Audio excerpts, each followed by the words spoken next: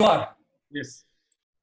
Hi. So, good evening, ladies and gentlemen. This is Caesar from DCP Expeditions. I welcome you all to DCP's weekend webinar. And it's a privilege for me to have the honor of introducing today's distinguished speaker to you all. Dr. Anish Andheria doesn't need an introduction, but just for those who will be probably hearing him for the first time, let me have the honor of saying a few words about him.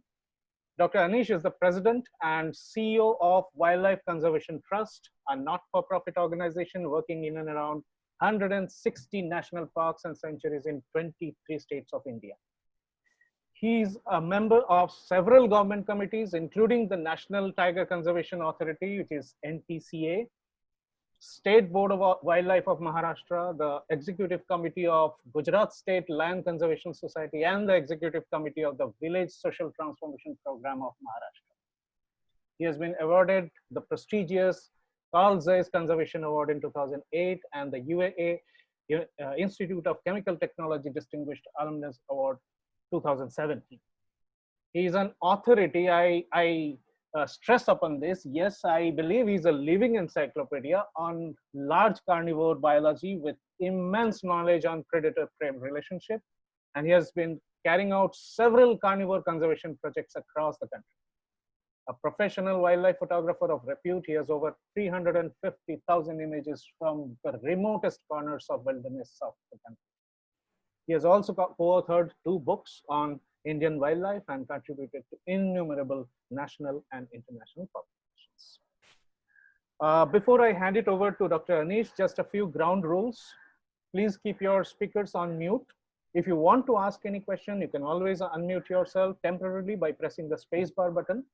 Although we want the session to be as interactive as possible, but we would recommend that you park your questions in the Q&A section so that the flow of the session doesn't keep getting interrupted frequently. The questions will be addressed at the end of the session. With this, I would like to hand over the session to Dr. Anish. Dr. Anish, please. Thank you, Caesar. Thank you, DCP, for making this happen and having me here. It's always a pleasure to talk about wildlife, to talk about conservation, and also to talk about people, talk to people who are passionate, who love the environment. They start first observing things. Once they start doing that, they slowly start enjoying it. Then they fall in love with it. And once they fall in love with nature and wild animals and plants, the next step is that they start seeing the problems that they are facing because of people, because of anthropogenic reasons, because of human beings, because of the kind of stress that we put our environment on. And then the next question is that they ask, what can I do? I love this so much. I can't see it go. I want to make sure that all that I have seen, my children and their children, that is my grandchildren, can also enjoy. So this is how most people progress, whether you are a naturalist, that is somebody who's loved to watch butterflies, birds, flowers, bats, pangolins, tigers, whales, sharks, seahorses, whatever it is. Soon you will fall in love with them. It takes no time. And then you start questioning what human beings are doing. And so several of us then eventually end up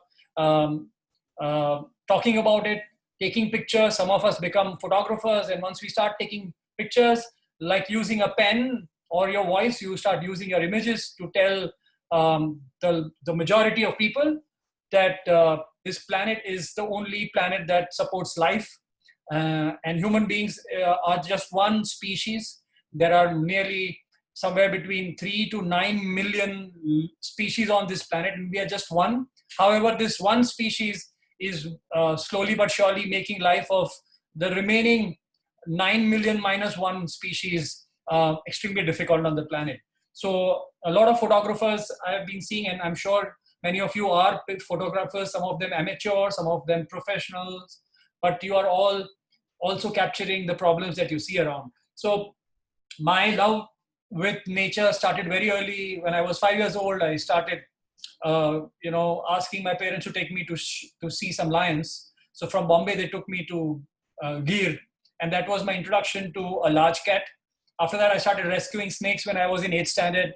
So you can, now I'm almost, I'm nearing 50, and I continue to do all those things that I did when I was 5 years old and 8 years old.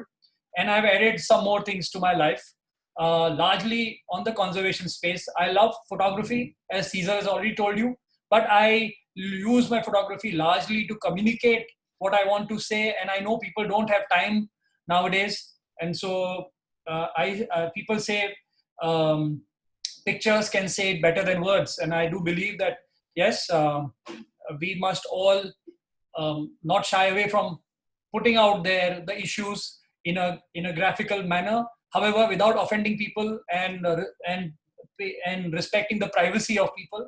However, this is the time when you need to start talking about the problems, and you know that the pandemic has really shown everybody that this planet and human beings who consider themselves as one of the most powerful, or probably the most powerful species on earth, is actually highly vulnerable. Everybody understands social distancing, understands comorbidity and vulnerability. The word vulnerable was never associated with human beings. We never associate ourselves with the word vulnerable. But now we all know, whether you are America, whether you are Sri Lanka, whether you are Maldives, who's right in the middle of the sea, waiting for the sea to probably overwhelm that country because of climate change, or a country of 1.6 billion people, India, we are all equally vulnerable. So I think many bad things have happened because of the virus outbreak. But the good thing is that it has united the world, and it has made everybody, whether they are corporations, whether they are governments, whether they are civil society, all of them now understand the importance of environment and nature. So in the next 45 minutes or 40 minutes, I will take you through some pictures that I've taken over the last 25 years. Obviously, there are many pictures that I have, and I've traveled the nooks and crannies of this extremely beautiful country called India. If I have an opportunity and people have time, I can actually keep talking about this for hours on end. So I will stop at about 45 minutes, but for some questions that you may have. However, I will have to run through some of these pictures, but I'll try and be as elaborate as possible. So this photo that you see in front of me is of, I'm sure most of you know these animals. These are very charismatic, however, very endangered. Sorry, doctor, sorry to interrupt you. We cannot able to see the screen. You're not able to see it? No, we cannot able to see the screen. Okay, so let me reshare it. Perfect. Now? Yes, perfect. Fine now. Okay, thank you. So these are ghadials, because if you see the ghadial on your left, there is a pot-like thing on the snout. So that ghada is generally it's on the males, and that is the reason why it's called ghadial, because it's endemic to the Indian waters, obviously in some parts of Nepal waters as well. But because it is from this part of the world, the name is a very local name which we all understand. It's not an English name. It's derived from the Hindi word ghada. And this photo, if I was a photographer and I have these massive ghadials, actually you can't tell from the photo, but the one to the left is more than 12 feet long. Your ceiling in your house generally is less than 10 feet.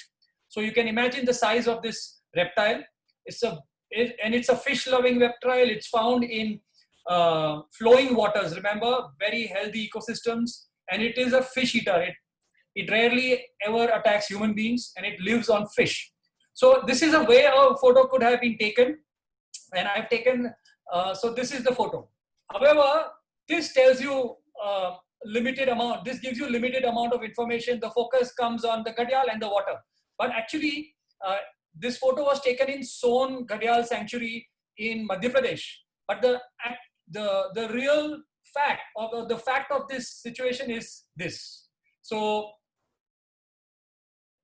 this is what it was. So when you take a photo, as a photographer, you may want to be as close to an animal as possible.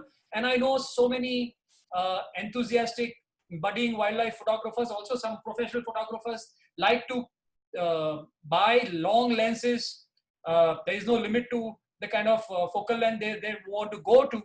But I would advise that for conservation photography, you should carry your wide lenses every single place, and they are small, and therefore you can easily, they have hardly any weight. Your big 800 lens will be very, very heavy, but a small wide angle or a normal lens or a zoom, which is say about 24 to 120 or 35 to 70 whatever it is, you should definitely carry it with you, because the previous photo communicated to you that gharial is found near the water, but this photo tells you that there is a huge amount of threat on this magnificent species. By the way, the sad part about the photo is that these two individuals that you saw in the previous slide, which you can see here on the right hand side, were both killed by fishermen. They were trapped in nets and drowned because they were considered as animals that were competing with the local fishermen. So the Son Gharial Sanctuary is obviously a sanctuary, but the way the sanctuaries have been designed, that the buffer zone is not there. So only the river becomes a sanctuary, and you can do pretty much anything around it. When that happens, even if there is a regulation, it is almost impossible to stop human interference on the habitats of these enigmatic and very, very charismatic reptiles. To me, they are the symbol of pristine water bodies of North India. And if they go, and currently scientists say there are less than 200 breeding pairs of gharial on Earth. And and you can imagine that itself tells you, they are symptoms basically. If gharial population is going down, you know that the river systems are either getting polluted or damaged beyond repair. So it is like a barometer, like the tiger is a barometer of thick jungles and arid jungles. Gharial is the barometer for the river systems. This is again a photo that is very stark, but this was taken on NH7, which is right now called NH44. It is cutting through the corridor between Pench and Navegaon, Nagzira, and all the other forests to the northeast of Pench. Some of this road is actually passing through Pench, Madhya Pradesh Tiger Reserve. On the Maharashtra side, it is touching the buffer zone of the Pench Tiger Reserve. However, in Madhya Pradesh, this road is actually the border between the core and the buffer zone.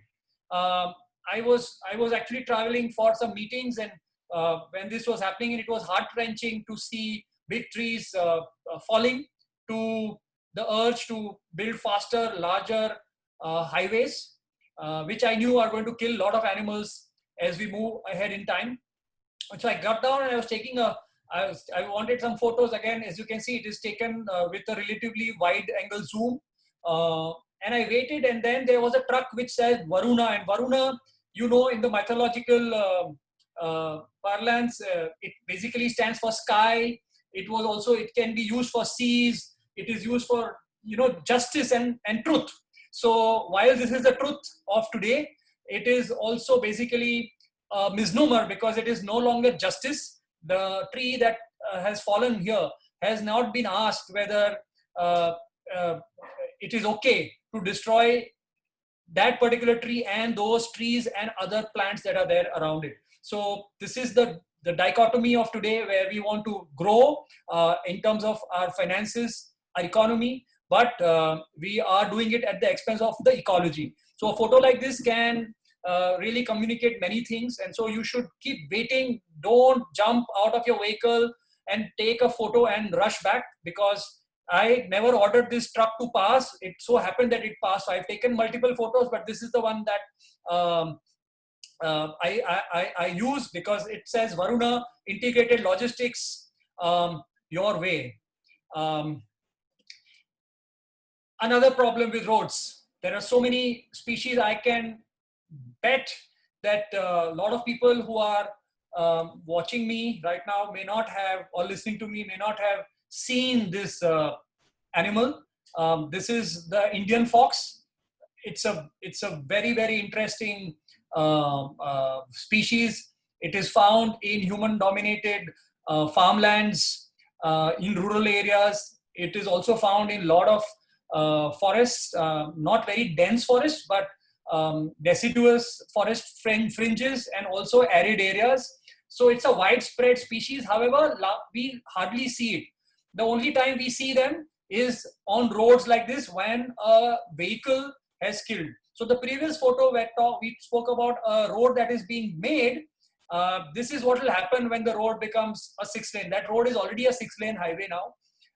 And here you have a fox, and this is a female fox. I'm not showing those photos that I've taken from close up to show that she was in fact lactating, which means she was out there in search for food early in the morning, and she was obviously nursing pups, and she obviously fell prey to a vehicle, and the pups would have surely died in the den. So what you see on the road, what you see dead in front of you is sometimes not even 25% of the overall story.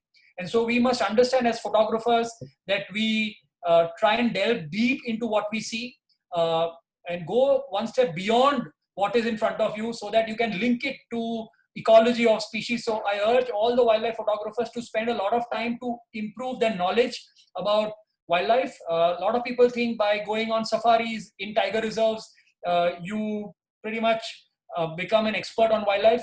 I have spent the last 40 years really looking and observing wildlife, taking notes, and I think I am not an expert on anything. So as you know more, you realize that actually you hardly know anything else. So I think I urge you to go out, definitely spend a lot of time in the field, but also read, look at a lot of documentaries that are there around, and continuously build your capacity. Taking good wildlife pictures doesn't make somebody an expert. Taking good wildlife pictures is a good idea, but it is not the same as knowing everything about the species. And so there are enough and more books available in India. Bombay Natural History Society has published several such publications on mammals, on butterflies, on shells, on fish. I think you must go and buy. There are several other publications as well, which you must definitely go and look at. Similarly, we keep thinking about roads and the problem they create for larger wildlife that we see. Mostly people worry when they see a tiger that has been run over, or an elephant that meets gets into an accident with a big truck. But millions of smaller animals die every single day. This is a common crow butterfly dead on a road that is regulated. This road is passing through Bandipur Tiger Reserve between Gundalpet and Sultan Batheri. The traffic on this road is far scantier than the traffic on the Bombay-Pune highway or the Delhi-Jaipur highway. So even on a road like this, if you walk, you will see few thousand insects dead every single day. So if you look at big highways and fast moving vehicles, there are vacuums that get created behind those vehicles, and animals get pushed or get sucked into those vacuums, and they get killed by the impact of the vehicle that is following. So as you increase the speed, you will not only kill large mammals, but also small life forms and butterflies. If you ask me, and I never compare one species with another, but if you talk of butterflies, the role that butterflies play is almost equal, if not equal, slightly larger than what tigers do, because they are pollinators. That is the ecosystem services that the forests give you. So things that we completely ignore are actually ones that are going to damage your future, because if butterflies and bees go away, you will 40% of our crops will not get pollinated, because they are being pollinated by insects, which are all wild. So we have to understand this, and as we go ahead, India is going to develop faster than you can imagine. We are building roads at a rate of 28 kilometers. So highways are being built at a rate of 28 kilometers per day. And in probably less than 5 years, we will be building 44 kilometers of 6-lane or 4-lane highway per day. And India will overtake America in the road network. So India will be the number one. Right now, India is number 2. So you can imagine the impact it is going to have on biodiversity and the cascading effect on other and on the larger ecosystems. At the same time, some animals have defied humans. This is, I'm sure everybody understands, and it's quite a charismatic species. There are less than 4,000 lion-tailed macaques left in the world. All of them are either found in Kerala, Karnataka, or Tamil Nadu, and nowhere else on this planet. And they are highly arboreal, so they seldom get down on land. But this particular troop, which is living alongside Valparai, are living in tea estates, and so over generations they have got habituated and have started, and because of the degradation and lack of food that's there in the canopy, they have started coming on the ground and have started behaving like your bonnet macaque or rhesus macaque. So this is a lion-tailed macaque, and they have got one step further. This is a highway, and this male macaque is making macaques right in front of big buses. And so wildlife is very resilient. However, if human beings were like them, which means we were not using our tools, we never used our the kind of infrastructure that we have, then they could have combated us. But because we are highly developed and we have tools, we have infrastructure, there is no way that a lion-tailed macaque who has actually adapted to almost a terrestrial existence, so that the troop size can grow, can fight human beings beyond this. So tomorrow when the tea estates stop, and if that also becomes a golf course, then this macaque cannot go. The only place this macaque can go is underground, which means it will be dead by then. So this is a very stark reminder that nature is highly resilient and we must respect that. However, there is a limit to how much you can suppress wildlife. Another big issue is about large carnivore and the interactions that you have with them. Oftentimes people take law in their hands. They either electrocute large carnivores, poison them, or even hunt or poach them. Hunting could be just so that they can get rid of a large carnivore from their backyard, or poaching where they can actually sell every single body part of that large carnivore into the international market. And when that happens, and when a female or a mother is killed, the cubs become orphan. They normally lose condition rapidly, and somebody who spots ailing leopard or tiger cub, this is a leopard cub, brings it to the forest department, and obviously the forest department then has to take care of it, but it can never go back in the wild. So a cub that is reared in a cage is actually dead forever, because it can never be released, because the cub, either it's a female or a male, has not been trained by her or his mother. So this photo I've taken in obviously near an enclosure with this cub was very cheerful, but after playing around in the cage, it got tired and it sat there very close to it. At that point in time, I chose to use flash came, and then there was obviously a buffering device on the flash, because I didn't want it to be very stark, the shadows, and I wanted to signify the tears.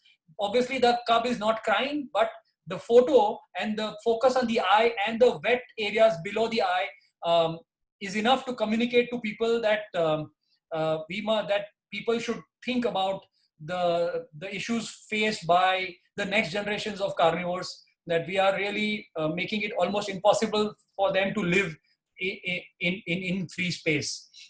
This, if I ask you what this is, and if you were not on mute, you would have told me that this is a village and this is a rural setup. But actually, you will be surprised to know that this is the buffer zone of one of the most famous tiger reserves of India. And this is like any other buffer zone of any other tiger reserve of India.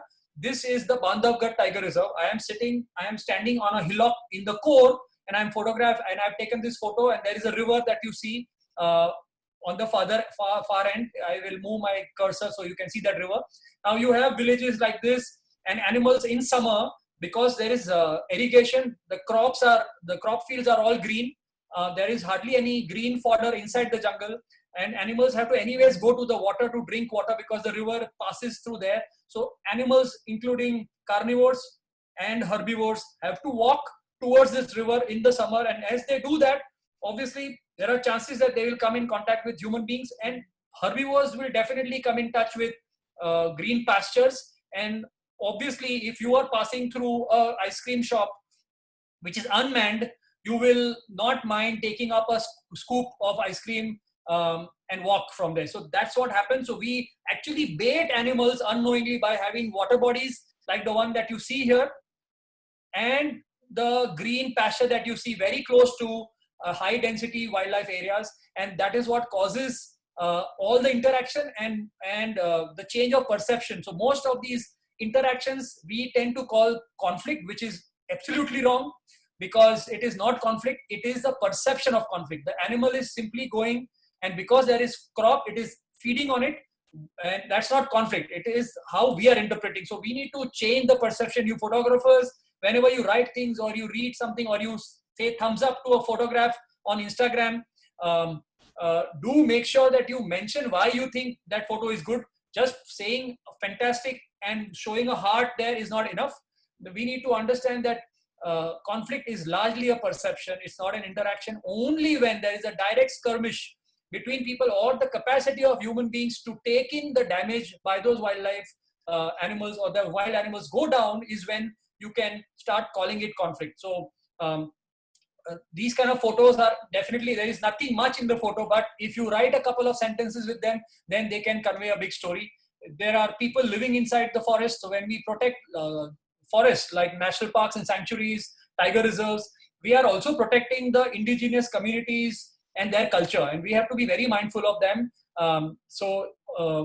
It is wrong to say that human beings are bad. Those people who live inside the jungles have been living there, and if their lifestyle is not injurious to the forest, they cannot be termed. So we have to reflect and look at human beings living outside. So today I'm talking on a desktop. I'm connected to, in my house, I have multiple lights. I have all the facilities. I have a phone, I have an air conditioner. I am damaging the environment much more than these two villagers that you see there. And so photography is not just for wildlife. It's also these people. If they didn't want wildlife around them, this particular area, which is a Sahyadri Tiger Reserve in Maharashtra, wouldn't have had a single snake or frog left. There is enough manpower in the villages in and around the forest to destroy them.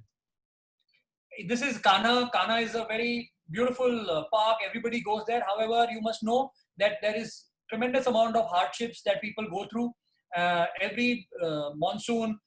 Kanha has rivers, but those are generally, one of those rivers is even called Banjar River. So there is water only when there is rain. But once the rain stops, within a day or two, the water recedes and people have to trade through all these. So there are people living there. There are 30,000 families living inside the core of tiger reserves. 3 million people living in the buffer zones of India's 50 tiger reserves, and 100 million people who are dependent on the tiger reserves for at least some percentage of their subsistence. And so the government has started several programs.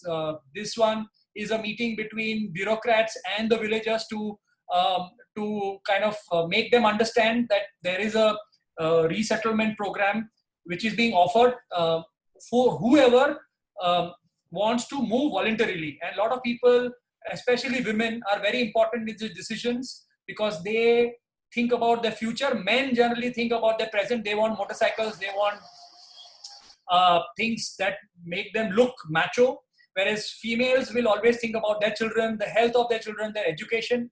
So this is the starting point where people and the government discuss, and if people and only when people say that they want to take on an opportunity of moving out so that they can have basic facilities of education and health, which is their right, is when the discussions go on, and a fully functioning village becomes a complete desolate place. All these houses have been broken down. The government doesn't do that.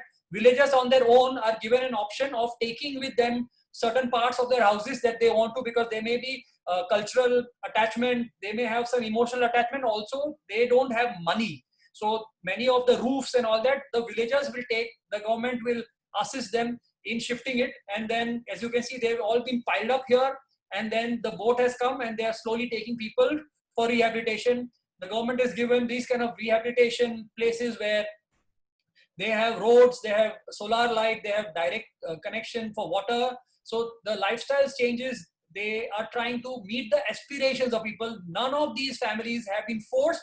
It is because of their need or their urge to have access to basic facilities why they have moved. And that is a win-win on both sides, because the jungle becomes inviolate, especially the core of any of the all of these tiger reserves and sanctuaries, and also and the people benefit. So it's a win-win on both sides. Forests, we keep talking, are great repositories for biodiversity, but we don't know really that nearly 30 to 40% of our fodder needs, that is the fodder for the largest concentration of cattle on earth. India has the largest number of cattle heads anywhere on earth, and a large chunk of those are free ranging. So villagers leave them in the forest every morning and bring them back out in the evening. This is so this is a photo taken in the buffer zone of Pench, Madhya Pradesh, and you can see my camera could only, at that point I didn't have a real wide angle lens as such. So I took a photo, I think this was a 35 mm, but if I had a 14 mm, I could have shown you 2 times, 3 times more number of cattle there. So they are dependent on the forest. If the forest were not there, this place would have become complete infertile desert-like place. Because of the forest, there is grassland. Because of forest, there is dispersal of seed and there is foliage. And this is why sheep, goats, and even cattle, cows and buffaloes can survive there. So while there is a direct conflict of because of this herbivores, there is huge amount of forest degradation, compaction. So when a conservationist goes and talks to the villagers, they have to also let them know that it is the forest is their friends, because if the forest was not there, they will not have the capacity to have these kind of large heads of cattle. So through photography, you can make people aware, you can make governments aware. When I make presentations to many of these committees that I am part of, these are photographs that have really helped me in many ways to make decision makers aware, and villagers on the other hand aware that they cannot keep doing this on and on, because if this goes on and on, the forest will get degraded pretty soon, and then all these cattle will perish. And so it is a fine balance that that one has to strike. So through such photos, what can I tell the governments? I would go and tell that this is non-sustainable. If so many cattle are going in every day, there will be interaction between carnivore and cattle. Tigers will kill cattle. You will have to compensate. There is extra cost, and people may poison the cattle and kill the tiger or the leopard that actually comes to feed there. So it's a zero-sum game for everybody. Instead of that, if you can move from an unproductive cattle load, which means all these are generally, minus the buffaloes, what you see largely are dung cattle. So they hardly give anything else but dung. And the dung is used to make pancake-like things to burn so that they can cook food on. That is the most injurious and inefficient way of converting good quality forest into fuel. And so if you can change the quality of cattle, and if you can have programs where good milk giving cattle can be, through various subsidized schemes, can be given to villagers, villagers can make 5 times more profit with 10 times less number of cattle heads. And you will have to have a system so that the feeding of those cattle can happen in their sheds. So that is called in a way stall feeding. So if we move from free grazing to stall feeding, we will be able to solve several problems of what we call conflict. We will have better forests, the grasslands will come back, you will have deer, sambar, all the, and deer meaning spotted deer, sambar deer coming back, antelopes come back, and the wild animals, that is carnivores, will increasingly start feeding on wild prey, because instinctively they go for wild prey. Only when wild prey is not there is when they go for cattle. So a photo like this, which is not beautiful, which will not win any prize, can actually help change policies. Similarly, you can see a lion in Gir feeding from cow. You can imagine what can happen when you have large carnivores constantly or getting habituated on this. And Gir, obviously, culturally, the Maldaris have tolerated lions. They've co-evolved with lions. But this is not the case everywhere. And lions now, as you know, the latest report talks of 674 lions. I'm sure only about 250 lions live inside Gir. The remaining lions are outside Gir, which is all human-dominated landscape. And there you can imagine if a lion pride goes and kills buffaloes and cows every single day, there are no Maldaris there. People are going to react in a very different manner. So while we rejoice and we celebrate the increasing tiger and lion and leopard population, we should remember that that is going to eventually create problems if we don't have alternatives. That is, how can we reduce the number of cattle heads in India without hampering the profits they give? In fact, if the government can do what I just mentioned, the profits can grow up almost 5 times with 10 times less number of cattle. So you can have large carnivores who will then feed on herbivores, and when they start feeding on herbivores, the population of herbivores, wild herbivores, will be controlled. So the crop depredation, that is today sambar and chital are hunting, are getting into the crops and feeding on crops, and that's why there is huge amount of loss to the farmer. If the tiger population and leopard population depends on wild prey, you will see that the pig population and the nilgai population will drop, and that will also benefit the exchequer, because you will not have to give so much compensation. And you can see this, there is a guy in the front and there is a nilgai in the background. This is Bharatpur Bird Sanctuary. It's called the Kela Dev Ghana National Park. Very, very pretty place. Each one of you must have gone. If not, you must go.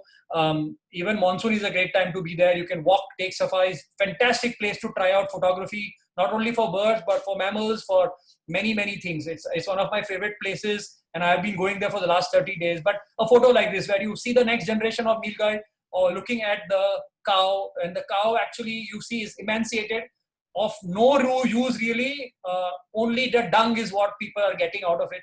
So it is really an energy inefficient way of utilizing forested landscapes.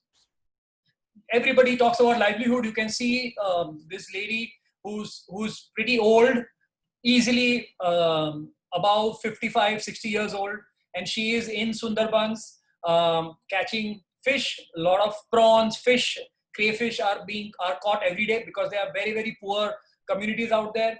And when you come in, when you are forced to get into the waters, which has saltwater crocodiles, in certain areas you can also have sharks that can swim up from the sea, and obviously you have tigers. And therefore Sundarbans is a place which is a hotbed for increased interaction between tigers and people. And when that happens, a tiger comes close to the village, people run after the tiger. They don't allow the forest department to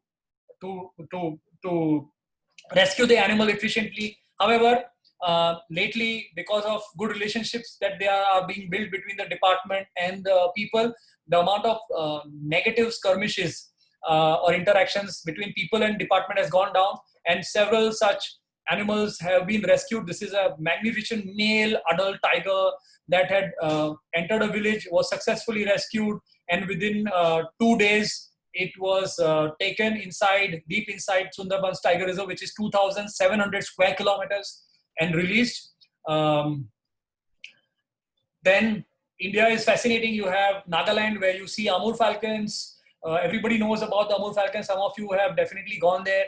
It's a famous place because at least a million Amur falcons pass through that during September, October every year, because they are passage migrants. They build their nests in Mongolia and Russia. However, they spend the harsh winters in a much better and comfortable place in South Africa.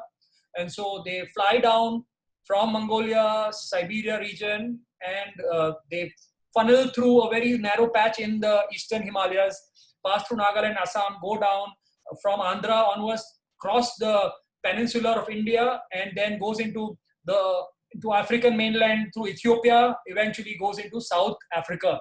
So they travel 22,000 kilometers back and forth. Every single Amur falcon travels 22,000 kilometers, and it passes through various such patches. This is a Doyang reservoir.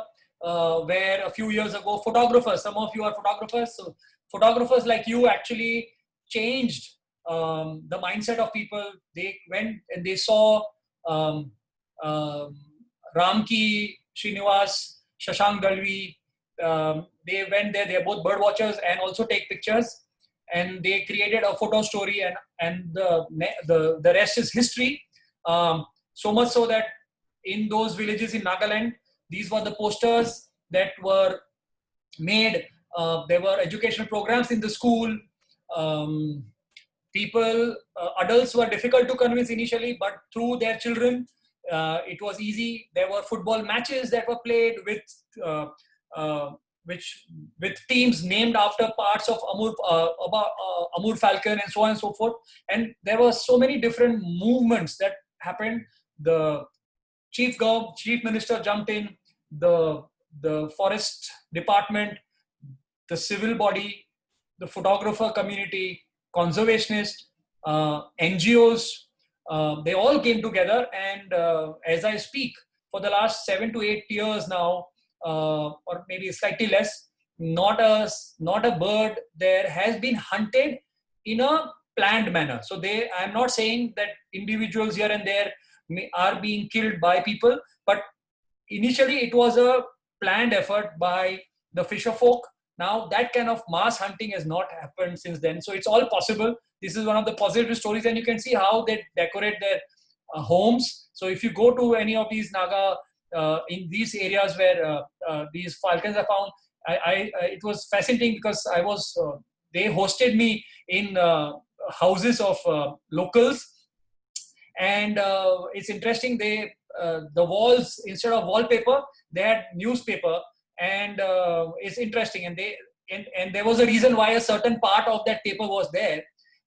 And there you have a Amur Falcon, a poster.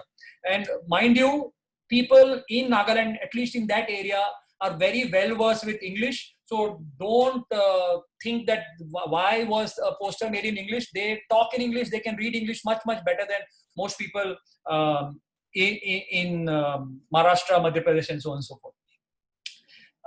Lot of understanding they have, communities about food. I was in Parambikulam, and there were this couple of watchers and a forest guard with me. We were walking that day. We were very fortunate on foot. We saw a courting pair of tigers. But from the corner of my eye, I was seeing that the watchers were constantly collecting things from the forest. So I didn't stop them because I was a visitor. Obviously, I spent a lot of days there. WCT, my organization, works in several of these tiger reserves.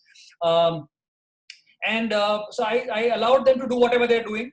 And then at the end of it, I asked them to remove it and display it to me. Obviously, there was much more than this, but I just took some samples of different species, and everything that you see there is found in the forest. They go and collect in small amounts, and they say there was enough food that they collected that day for their family.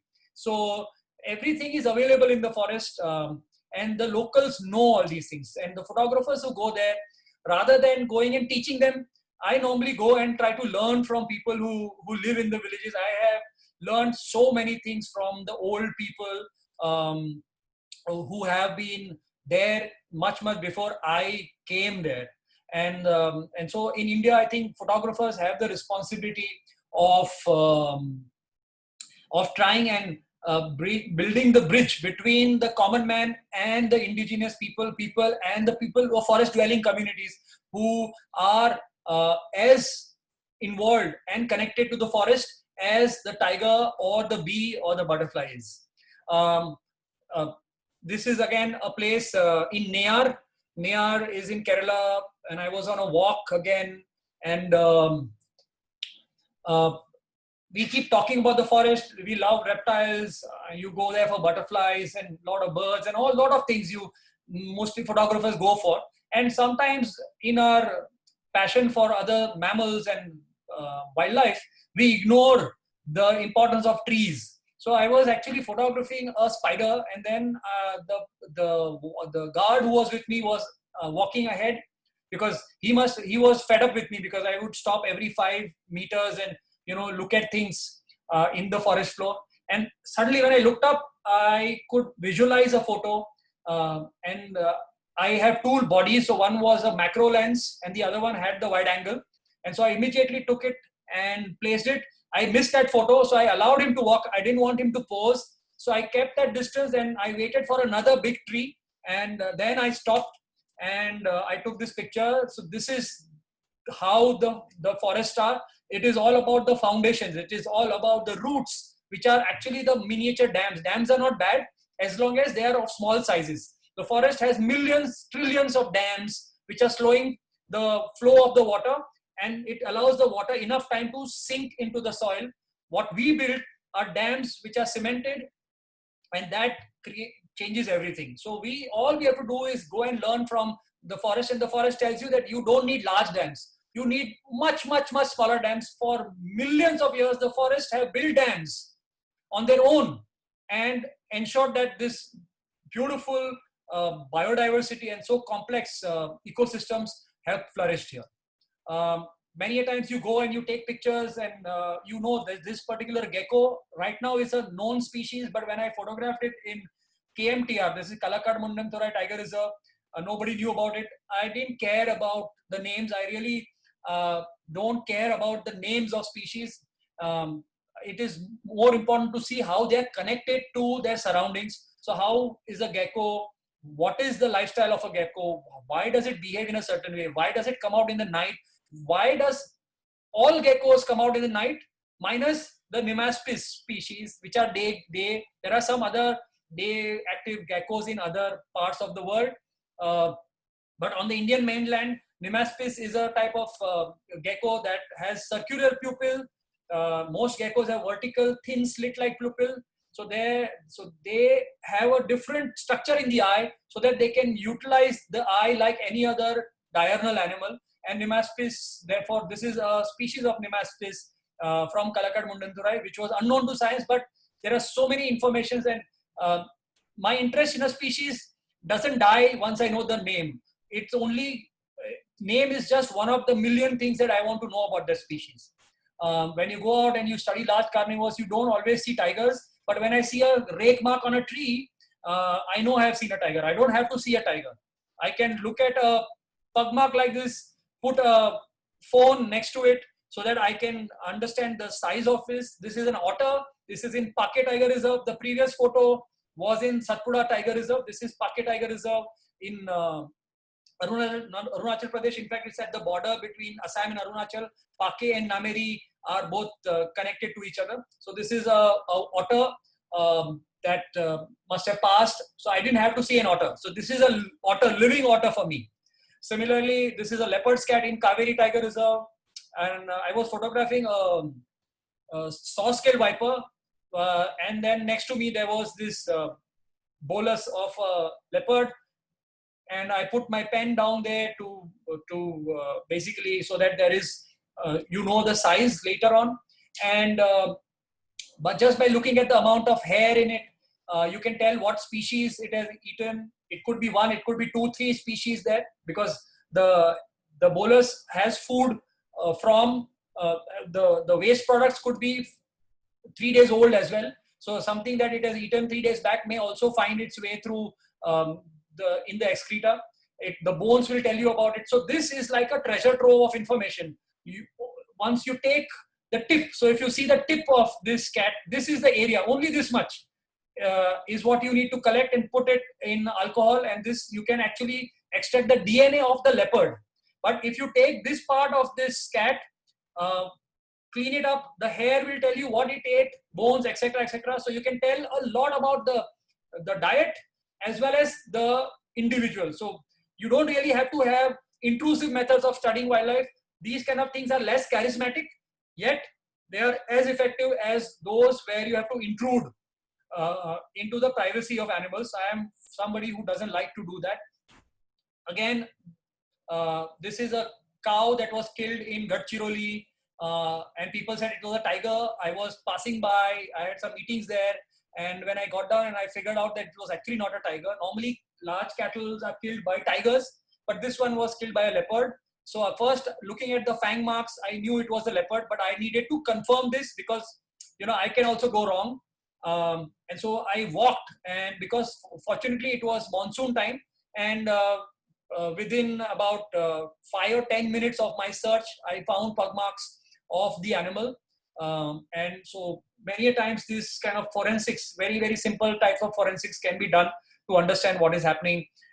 Things like this, we rarely get to see the sloth there, but on trees, especially Arjun trees, if you go to any part in central India, Panna, Tadoba, Kanha, and near the streams, if there are honeycombs up on a tree, you will see these markings. These are markings created by sloth bears. Most of those straight lines are created when the bears are getting down. They don't create too much. Those smaller marks are when the bears are climbing up, but they come down sliding. And that's why you have these marks on those trees. It's very fascinating how they write a story. So animals do write stories on barks. They do write stories on forest floor. They write stories everywhere. Human beings don't have enough knowledge to unravel those stories. They never lie. So in a photo like this, you can tell that there were birds. There was a ghadial. This impression that you see is a ghadial, the neck of this ghadial, and this is the snout. And there were birds that were here before the ghadial came, because if you see, the snout is overlapping the tracks of the birds, and if you see, the ghadial, it has moved in this direction, and therefore by looking at the photo, I know I have taken this photo, but even if I hadn't, I would know that the water was on this side, that is to the top of the screen, because they must have slided. It must have slided into the water on that side. So there are so many things that the forest floor tells you. So when you go into the forest, don't keep focusing on a tiger. And obviously it's interesting to take photos of large carnivores and also look at the jungle sounds, but there is so much more information on the forest floor. We keep talking about the importance of butterflies, bees, monkeys in dispersing seeds, but you should know that elephants are the most important seed dispersals for many, many large fruited trees and plants in India. So you can see some of these trees impregnated in the bolus of an elephant. This again is, I was walking along the Nameri River, and this is where I was actually looking at hornbills that were going for roosting above me. I could see, we counted about 18 pairs of hornbills going. And down below you had all these things. Like, it's fascinating for me. I love this photo. Again, not an award-winning photo, but this is the reality of life, that if you get the elephants out of the forest, those trees will be gone. The only difference is the elephant will be gone now, and those trees will be gone 200 years later, because trees live long, and you won't see that the forest is dying when an elephant goes. A lot of people says elephant nahi hai to kya farak padta hai? Obviously, abhi kuch nahi farak padta. You can't. It doesn't make a difference now, but the recruitment rate of the trees will go down. So when these old trees die, the forest will look extremely. The forest will survive, but the succession will get hampered, which means other trees will take place of the trees that were native, or the trees that were dispersed by other animals. So several species will just get outcompeted, and the nature of the forest changes, and that has impact on the capacity of sequestering carbon. So everything is connected, very, very intricately woven. This is, people have hardly seen a king cobra. This is a king cobra that angry people saw. And this is this is Bhimgarh Wildlife Sanctuary. The road was passing through this, and I was again walking, and then when we came out, I saw that there was a burnt area. I thought maybe somebody was sitting in the night there, but when I went there, I saw the bones. Basically, this was a king cobra that was killed by some villagers, and then because of myths, they burnt the snake so that the memory of the snake goes away. So these kind of things are there. So while there is huge amount of traditional knowledge, but we cannot be blind. We also have to use our science and understanding to make communities understand that Actually, king cobras are not dangerous. There is not a single death reported because of king cobra in India.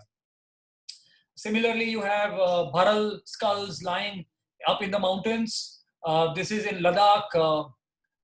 Again, a fascinating landscape, but just so that you know that the vegetation out there has a lot to do with what the bharal does. So the vegetation is not growing in the way it is growing, minus the bharal. So you cannot look at the vegetation, the river, those ponies, the sky, the mountain slopes, and the bharal and the photographer in isolation. They all have to come together, and therefore photography teaches you that while you're sitting behind the camera, you are still part of that ecosystem.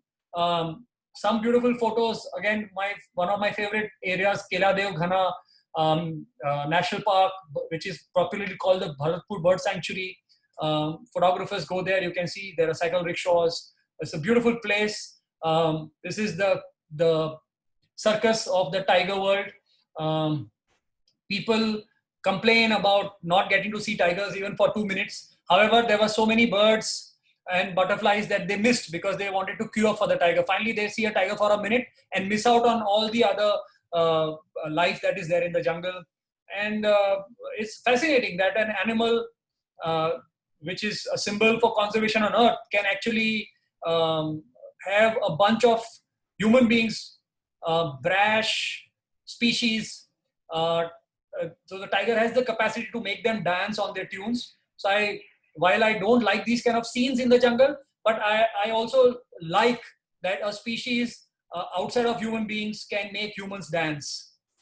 A dead tree as important as a living tree. People say dead tree, remove the dead tree from the forest. A lot of these forests, it is allowed to remove driftwood because people use it for fuel wood. Now with solar power and all that, there is technology. People don't need to cook on wood. People don't need to cook on cow dung.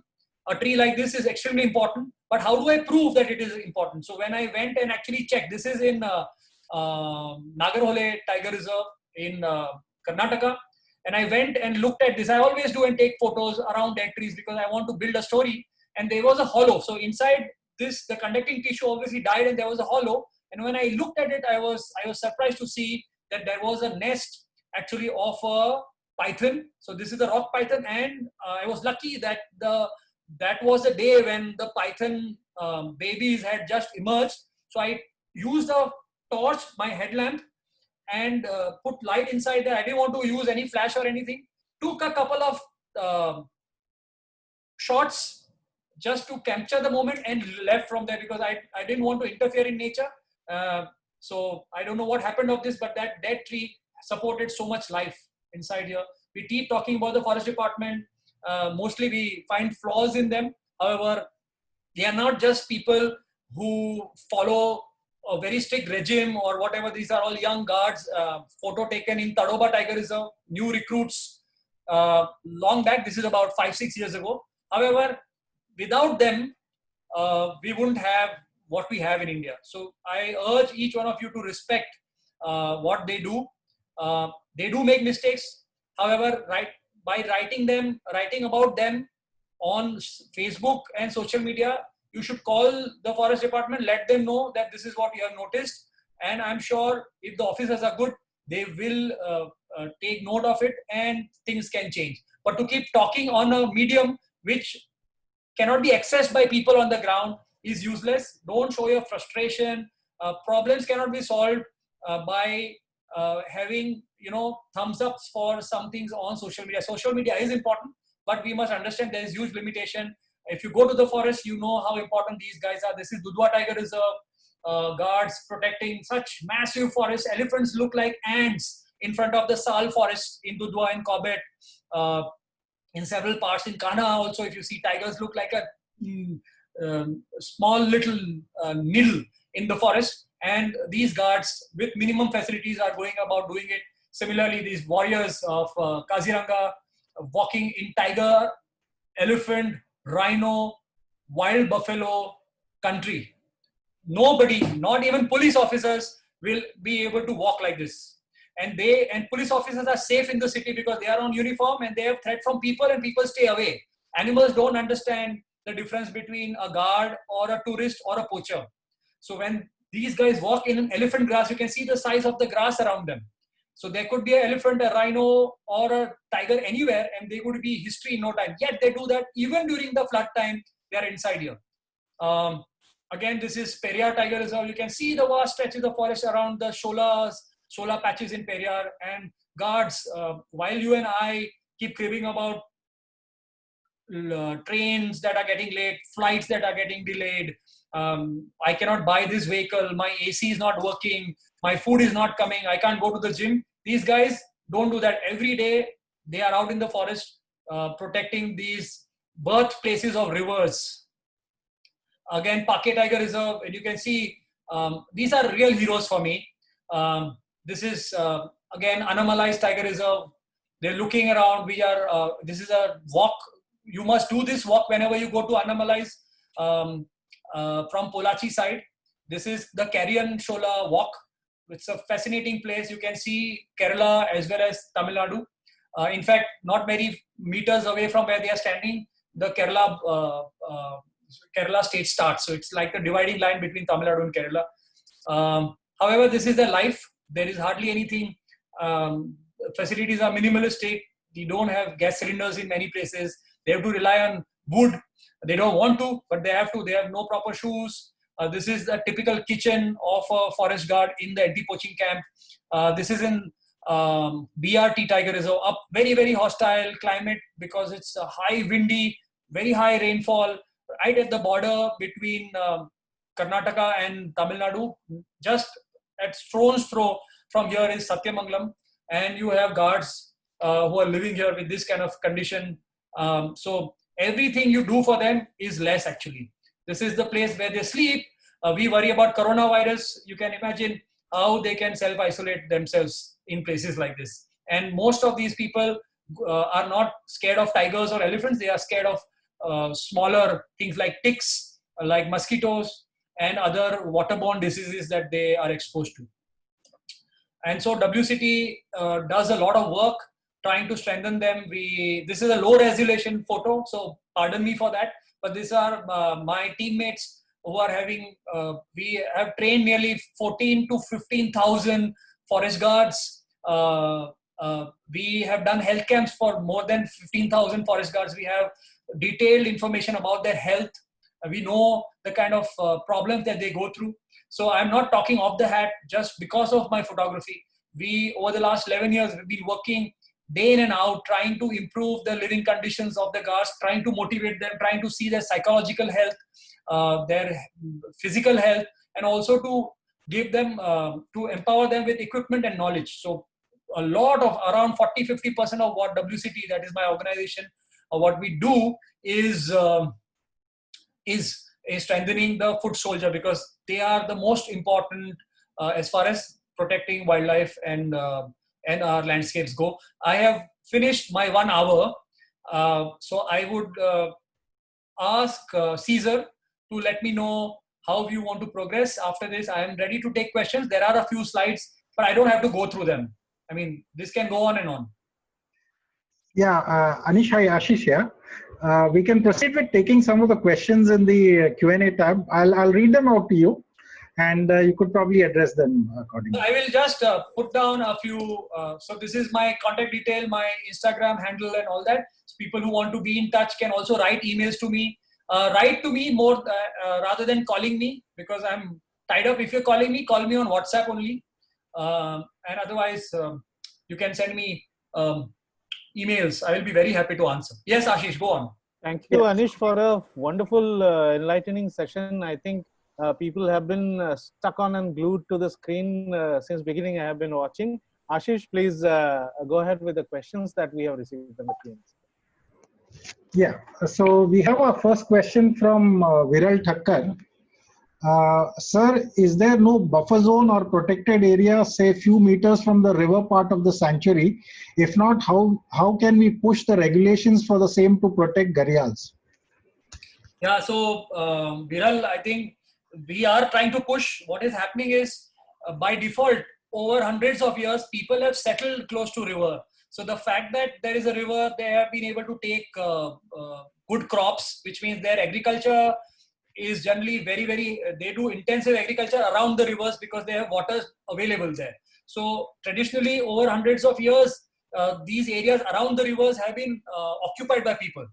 So it is only in the protected areas where, because villagers have moved out, are the rivers available for wildlife. But otherwise, outside, they were already occupied by people before they started being declared as national parks and sanctuaries. So what we have to do is change the land use pattern, but we cannot drive these people out overnight. We need to give them alternatives, and technology can help.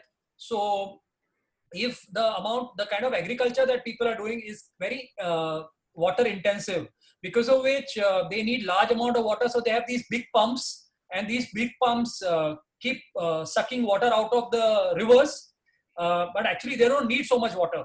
So if they can move from this intensive agriculture to a drip irrigation kind of model, then the amount of water that will be required is easily 7 to 8 times less than what they are using right now. And then we can slowly allow them, they can improve the productivity because they move from a certain crop to vegetables or something else. Then the yield will go up, the income will go up. They can then, at that point, if you can negotiate with them, I'm sure they also understand. They will then allow you to take away about 500 meters of land around the rivers. Once that is all done, we can get the forest and tree cover back, but not where the banks are. Ghadials need banks. Forests are great places, but forests are not the only habitats that are needed. You need banks, you need deserts, you need cold deserts up in Trans-Himalayas, you need wetlands, you need grasslands. So every habitat is unique. So you can't, so normally what we do is we urge for tree plantation everywhere, but that's a very wrong thing to do. We must understand the nature of the habitat and then design solutions. So here the banks will remain, but those areas, maybe those 500 meters will go, therefore they will not wash their clothes there, therefore they will not need to fish the way they do. So a lot of things can change. Everything is linked with the livelihood. So we'll need to first definitely tackle the livelihood problems, and then all this is possible. I am very positive that villagers have the sense, if we can give them proper alternatives, they will allow us to do it. Most of these forests that have been converted into national parks and sanctuaries have been converted through consultation with villagers themselves. But if tomorrow somebody wants to convert forest, Bombay into a forest, people will object. But a lot of villagers have allowed their land to be taken away by the government so that animals can come back. So I have a lot of faith in rural communities, but not without giving them options, and not 1:1 option. I would want to make sure that the villager who is farming next to the river system earns 5 times more than what he earns. So any solution should not be, if he's earning say 5,000 rupees a month, I should give him an alternative so that he can earn at least 20 to 25,000. Once we do that, and so if we keep talking about ranting about technology, that technology will find all the solutions, and I would actually challenge the technologists amongst us to find solutions wherein without hampering the environment, we are able to empower communities, and then communities will definitely, they know the importance of river, they know the importance of fresh air. We rich people and people middle class, we are insulated from the real vagaries of the environment. The poor people are not. So they understand the importance of all this. We don't have to teach them. All we have to do is use our so-called intelligent urban brain and the technology that we have been boasting for the last 200 years to rescue people and to make sure that they get a livelihood which is much, much better than today. The forests and the rivers will come back. I have no doubt about it. Yeah. Thanks. We have another question from Abhishek G. How can hobby photography convey his conservation photographs to a larger audience? And more importantly, what action can be taken on such photographs? Very difficult to answer in short, but yeah, see, most of us are hobby photographers. A lot of professional photographers are who? They are photographers whose photos have been used either in newspapers, or they have published books, or it is used in some other medium. So whoever is publishing their photographers on Instagram and Facebook are in a way semi-professional photographers. So I think hobby is a beautiful thing to have, and photography as a hobby is fantastic because there are a lot of positives that you can urge your friends and families to follow certain simplistic lifestyles and all that. So start taking, and if you start looking at the landscape and the forest through the lens of a conservation photographer, even waiting for a tiger for an hour in your gypsy behind 30 other gypsies will be helpful to change the mindset of the next generation. So I think the straight away the number of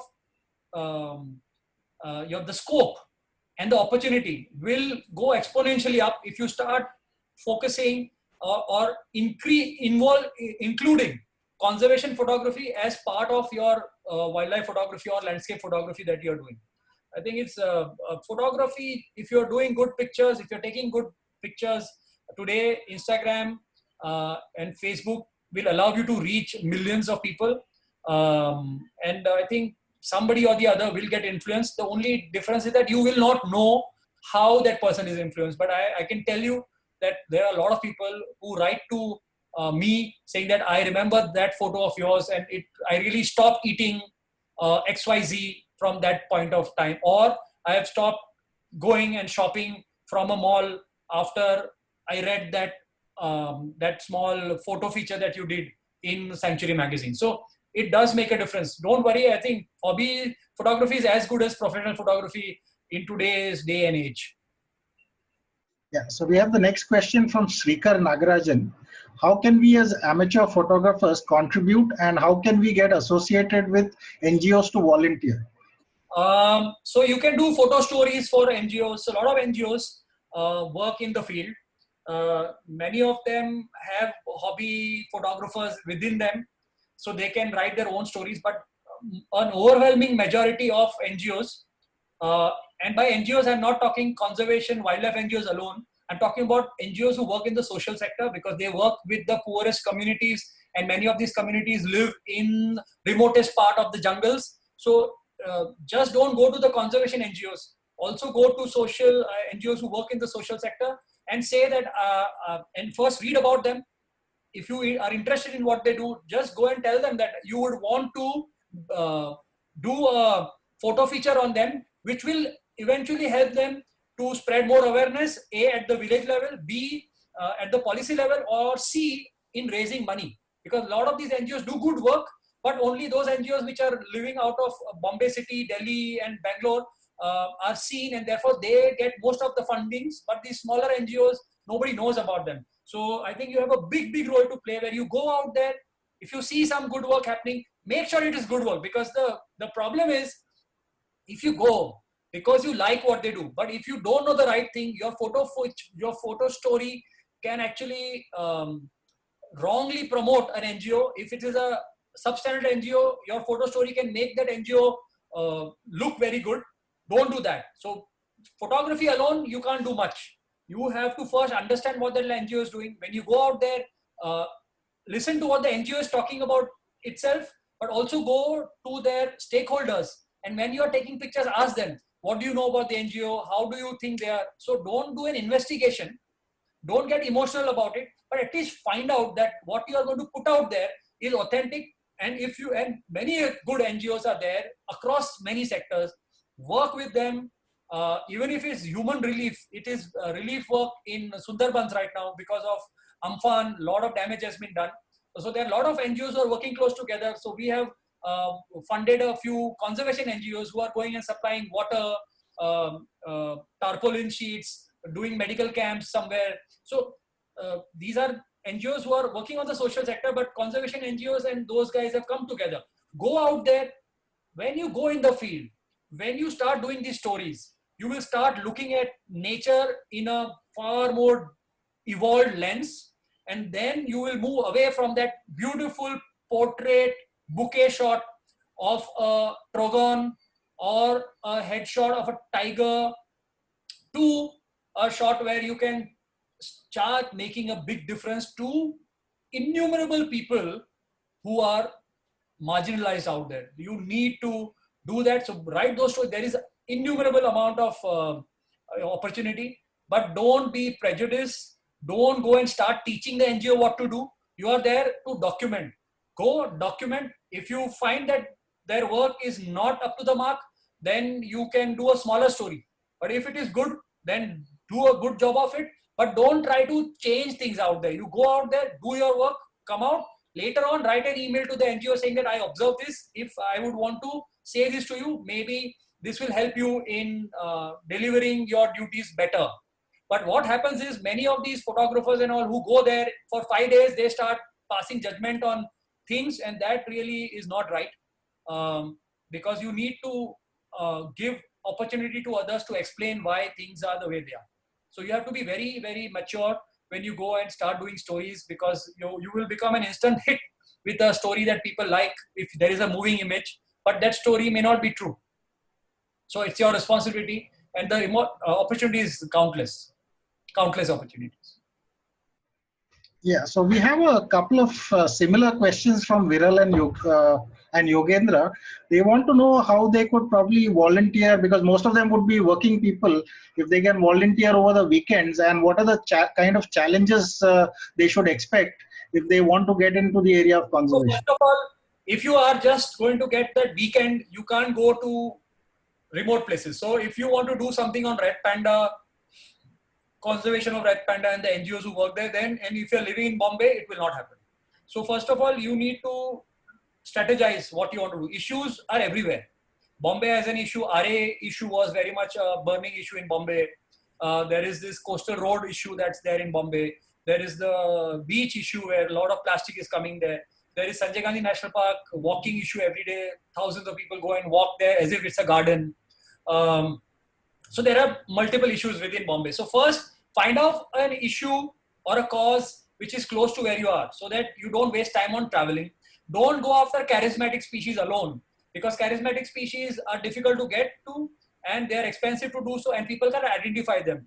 More people identify with local issues. So wherever you are, first, if there is a lake, if you are in Bangalore, there is a lake in Bangalore which is getting sewage water and all that, start capturing those photos, start talking about it in newspapers, on websites and all. So wherever you are, choose a subject which you have easy access to. Go understand the work first. So first 6 months, don't do any photography. You can take some shots here and there, but understand if there is an NGO, go and talk to the corporators, go and talk to the municipality to understand the issue. Don't understand an issue from one mentor, because that mentor will also have his unique thought, which may not be wrong, but you need to, as a storyteller, you need to have everybody's perspective in place, and then make a judgment as to what you want to show. And so if you hit the nail on the head, you will make a big difference. And those stories, eventually you will also become more confident as your stories will start making a difference. Don't wait or look for the number of likes that you get, because that is never proportional to the good work that you do.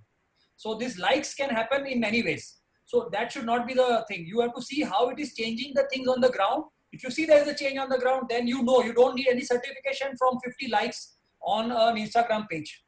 So once you do that, you yourself will get, and once you will mature rapidly, because you are looking at other people's perspective. Most of us come down with just one single perspective, which oftentimes can be biased because of wrong information or lack of time that we have in our hands. So go and have a 360-degree view.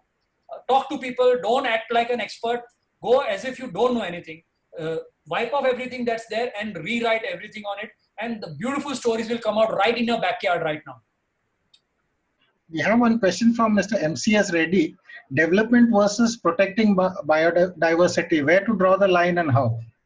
Well, there is nothing like that. Ecology and economy. These are two words. Both of them have evolved out of a single word called oikos. So it is only in our minds or in the way it is communicated that it looks like economy and ecology are at loggerheads. Actually, it is not ecology versus economy. It is ecology and economy. If you don't have good ecology, that is the forests are not there, river systems will not be there. if you don't have good quality mountains, if they are all going to be quarried and dammed, if all the rivers are going to be dammed, you will not have economy, because you will have disease, you will have polluted river, you will have earthquakes, you will have landslides, you will have floods which are going to cripple you, like you saw in a green state like Kerala, where there were floods. There are reasons, there's all anthropogenic reasons. When you cut the mountains and build roads, every time you cut a road onto a mountain, you can see if this is a mountain, if I have to cut a road, I have to cut a angle, right angle here. The moment I do this, this immense weight of the mountain on the top, when it gets wet, it will all come down. So roads are the biggest cause for big landslides all across Uttarakhand, Sikkim, Arunachal Pradesh, Karnataka, Maharashtra, anywhere you go, wherever there are roads, you will see that there will be landslides. And when you talk of the Himalayas, which is such a evolving mountain, and because of the tectonic plates which are shifting, it is a very, very unstable terrain right now. Every other day you will see there are tremors right all the way up to Delhi. And there, if you have a big dam coming on a Debang, it is the most silliest thing to do. And so you need to understand that the bedrock of economy is ecology. So you cannot make or cannot have a sustainable economic model without taking care of ecology. And why does that not happen? Because economy, the way our systems work, the GDP system, which is faulty, we are looking at making money today, short term, and the impact that we are having on the environment is long term. So we always compare today, and we have not seen tomorrow, and we have seen our past. So everybody has the aspiration to become richer. So the past is pushing us to become richer. The present doesn't give us the wisdom to see in the future. Science does, but we don't like science because the science is like a mirror. It shows you what's going to happen. So you put that aside. You said, let me do something today. When you do this, and the trade-off is really bad, because for short-term gain, you are creating long-term problems which are not reversible. Climate change is not going to be easily reversible or reversed. During the Paris Agreement, they said we should that the temperature rise should be controlled at 2 degrees. Now we know in just 5 years that it has to be brought down to 1.5 degrees if we have to be zero carbon by 2050. No country, America or India, is even remotely close to reaching that target of becoming zero carbon by 2050. So all those milestones and deadlines that we are giving ourselves so that we can reverse the impact of climate change are much closer than we perceive. And that is the biggest threat. So I think there is no argument that there is no point of debate. So if I was asked to come on a debate where I have to talk for ecology against people who talk of economy, I will not even go there and waste my time, because I think everybody will argue there because it's a debate, but everybody, thanks to COVID, knows that economy is very fragile, and all these big GDPs and exponential growth in economy and all is a bubble. And even a small virus, which is not visible to anybody, is capable of crippling the entire planet. So I'm sure everybody listening here understands what I'm saying. And I hope this webinar goes to many more people. And I'm sure what I'm saying resonates with all sensible people, I must say. We have to find out how many sensible people there are, because common sense is uncommon, as we all know. Yeah, so I'll combine a couple of questions again. Ninad Vaidya asks, how different is conservation photography from photographing human-wildlife conflict? And there is Shailendra Chavan who wants to know how these photographs can be used so that authorities can take action. I have answered partly all of it, but I will again repeat that conservation photography, don't go by jargons. Any photograph that you think is going to tell a story which will bring to light the problem that the species and the landscape that are dear to you, and which can move the emotions of people, so that they question what they do, or they use that photo to change the way the government or the people who are using that landscape are functioning, is conservation photography. Sometimes you don't even have to have a gory photo in front of you to move people. It is the story that you write along with it and the connections that you build around it is what it is. So human wildlife interaction, or whatever people call conflict, whatever, is one small subset of the conservation photography space. But even a photo of a humpback dolphin in the shores, near the shores of Bombay, is a conservation photograph, because people have started seeing those dolphins more frequently now, because there are no trawlers, there is no fishing that is happening right now. Similarly, somebody was sharing an Indian hornbill photo from Walkeshwar in Bombay. There were hornbills, I have seen them, because the governor's bungalow is green, and so there is some nesting in that area. But people have started, because now all those people, decision makers, are sitting at home. So people who are running big businesses are only now seeing a grey hornbill right outside on a banyan tree in some of the most plush colonies of Bombay, and they are sending those photos to people like me, saying that, wow, I never knew this existed. Now that photo of a building and a hornbill taken from inside, not from outside with a long lens, but with your own window as a silhouette, and then the hornbill outside, is an important photo. It's not to go close to the hornbill. That photo I can take in the jungle as well. To take the environment that you are in, which means you walk a few steps behind and take the photo so that you can see your railings. Normally what you would do is you put your lens outside the railing so that you don't see anything and you get a fantastic bouquet shot of a hornbill. No, go back, take those railings, focus on the hornbill, and then take a photo. And that photo is something that speaks volumes. So I think there is huge amount of it's a creative space, and everything that can move people's heart and brings them closer to nature, I think is conservation.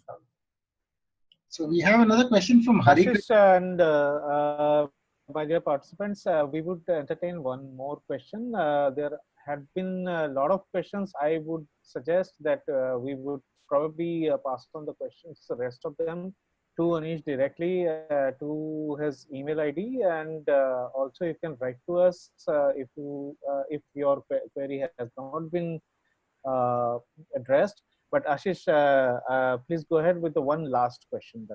Yeah, so what I'll do is there are a couple of people who asked a similar question. So I'll just, this is more to do with the infrastructure that is being built through these protected areas, and also the utility of these underpasses and overpasses. Will they help mitigate the issue of actually building a road through the protected areas? So I will I'll take a few seconds. I just want to show you something. Maybe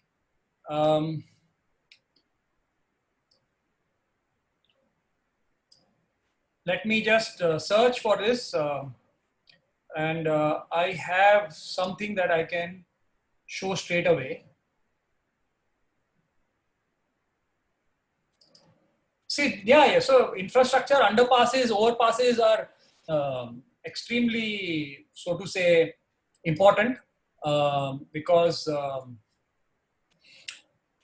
they are based on suggestions that say WCT, Wildlife Conservation Trust, that what we have done is, based on our camera trapping, we know where the animals are crossing.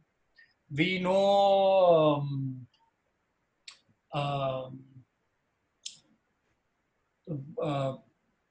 what is the frequency with which they are crossing. We know which are the seasons where the crossings are changing. So crossings are not at the same place all the time. So in monsoon, where water is everywhere, crossings happen randomly. During summer, where water is only in few areas, in some rivers and streams, then you will see more crossing around that. So when you do a year-round study, what happens is you are able to, one sec, I'm just searching.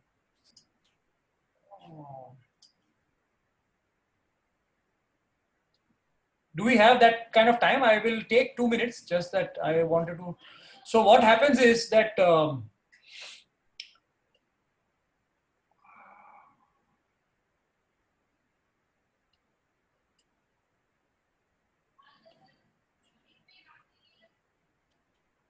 So when you do a year-round study, you will know how things are moving. Instead of building a highway, elevated highway for tens of kilometers, which is economically unviable. You can't do that. Even in a city, you cannot have a highway like that.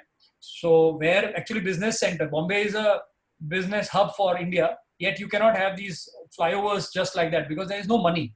So if you are going to suggest that roads be all elevated for 40 kilometers, it's not going to happen. So the first step is to not allow roads to go through the forest. So if there is a existing road inside a tiger reserve, then you must continue to have that road the way it is and not expand it. If possible, you should stop the traffic in the night because you know that animals move. If you know that in monsoon, a lot of reptiles and amphibians move. So during those seasons, you will have to change the way to regulate traffic. Or you have to retrofit some overbridges in areas where reptiles are going to move around streams during monsoon because they are extremely important part of the system. And so that's first. So if you have a road inside, don't widen it. You should retrofit so that animals can move below it. If it's a new road and it's going to cut, then you must look at an alternative alignment, which means if the alignment, even if it means 10 kilometers extra or 20 kilometers extra, it doesn't matter because now the vehicles are all much environment friendly with all these new pollution norms. They are more efficient also. And so if the vehicle runs for 30 more kilometers, it's not going to create a problem. So move it away. But if roads are such that if there is a corridor, it will have to cut the corridor somewhere or the other because corridor is like this and the roads can be shifted, but everywhere it will cut something or the other.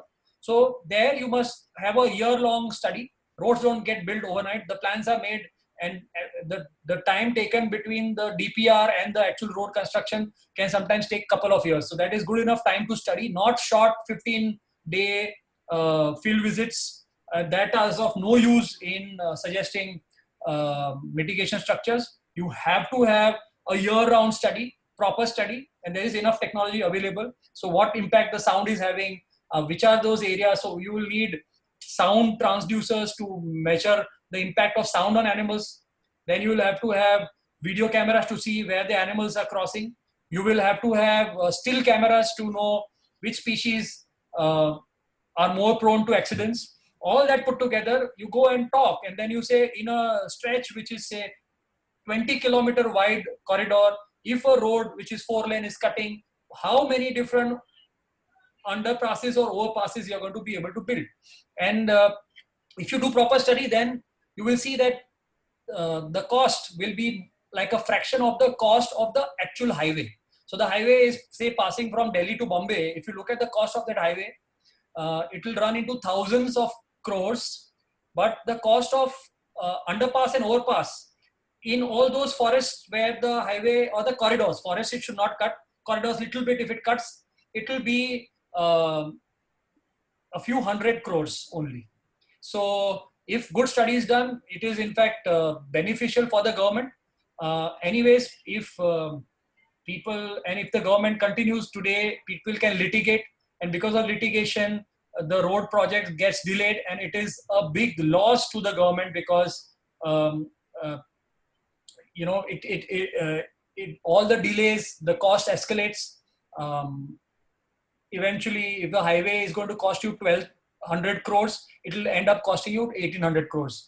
And the cost of mitigation, if it was done properly, could have been say about 200-300 crores. So from 1,200 crores to 1,800 crores because of delay of 3 years. Instead of that, from 1,200 to say, if it's a 1,200 crore project, the cost will be in maybe tens of crores only because it will need a couple of overpasses or underpasses and some minor modifications for movement of smaller animals. So actually, we have done a lot of studies as WCT, and we feel that if we are able to build these kind of studies before the highways are built, the cost will come down drastically, and it is good, again, a win-win for both conservation and development. Yeah, Anish, thank you so much for this fantastic session. We've concluded with the questions. I'll now just hand over to Dr. Caesar, and then we can take it to a conclusion. Yeah. Doc, are you there?